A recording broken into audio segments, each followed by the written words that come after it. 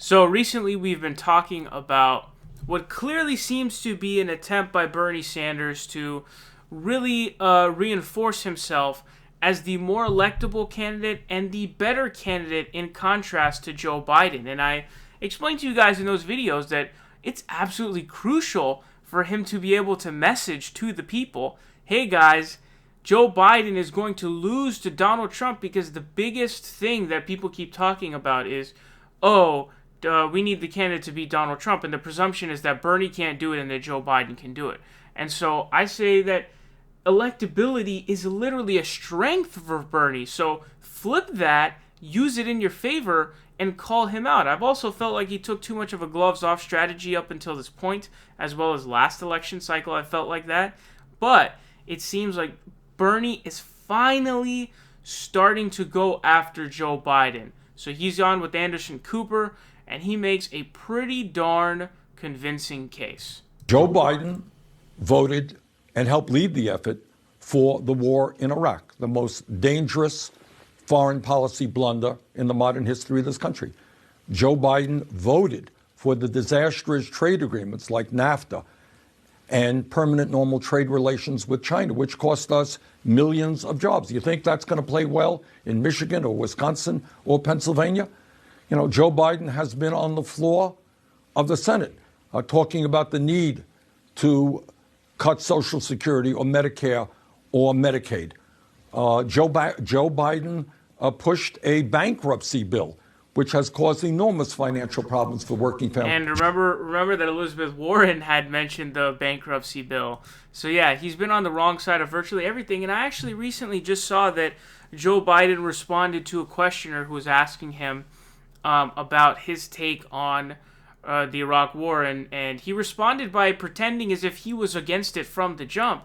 The New York Times, which is corporate media to the max, literally wrote an article debunking him. It was like, dude, you were not in opposition to this from the beginning. Stop lying. So the New York Times had to make a piece on that, which is insane to me. So he's absolutely right on that. And David Sirota actually linked a video of Joe Biden here. Let's check this out. When I argued that we should freeze federal spending, I meant Social Security as well. I meant Medicare and Medicaid. I meant veterans benefits. I meant every single solitary thing in the government. And I not only tried it once, I tried it twice, I tried it a third time, and I tried it a fourth time. And so this is the clip of him being on the Senate floor doing it. I've also seen a clip of him arguing for this as well in a more recent time frame, and he links the congressional record from 1995 of him on this.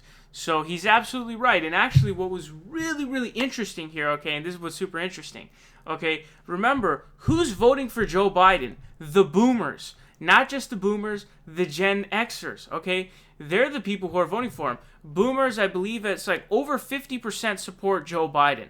So what Bernie's trying to do here is, dude, if Bernie is able to take away any significant portion of the boomer vote and get it to him, that's a game changer and it's over.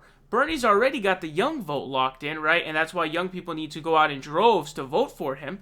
But if he does any significant cutting of that boomer vote for Joe Biden, which he's like, dude, he's called for cutting Social Security. I want to expand Social Security. I want to expand Medicare. I want to make your healthcare better. I want to give you expanded Social Security. Well, they're going to look at it and be like, wow, and all the boomers watch CNN. So it's a genius plan by Bernie Sanders to try to convince those voters. It's also a genius idea by Bernie Sanders to essentially come on and be like, hey, this guy is not electable, because according to recent polling data, that's incredibly important to people. For a significant chunk of voters, that issue is more important to them than who they even agree on in terms of the issues with. So what you've got to understand is this is an absolutely a really important thing for him to do here. And I hope that this has the impact that it really needs to have, because he needs to start going guns blazing. Okay, he needs to start going guns blazing because there's that little crevice, there's this little gap between Bernie Sanders and Joe Biden, okay, nationally speaking. And he needs to start going off. Now is the time to strike, okay? You have to do it now. It's now or never, and I think Bernie knows that. He's been hammering this home. He talked about it in the LA Times interview. He said it again recently, and then now he's saying it on CNN, which is really awesome. He needs to continue to hammer this home, okay, folks? He needs to continue to hammer this home. And hopefully, if it does, it will have the impact that we are looking for.